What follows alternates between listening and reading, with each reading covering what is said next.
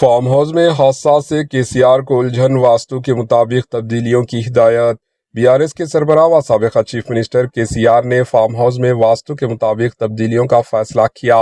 10 سال تک تلنگانہ کے چیف منسٹر رہنے والے کے سی آر واستو پر غیر معمولی یقین رکھتے ہیں اور انہوں نے سیکریٹریٹ کی عمارت کی تعمیر سے لے کر فارم ہاؤس کی تعمیر واستو کے مطابق انجام دی تھی۔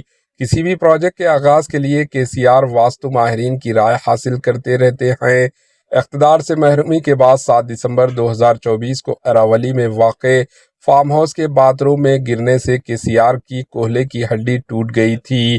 یشودا ہسپتال سوماجی گڑا میں آپریشن کے بعد 8 مہینوں تک انہیں آرام کا مشورہ دیا گیا تھا۔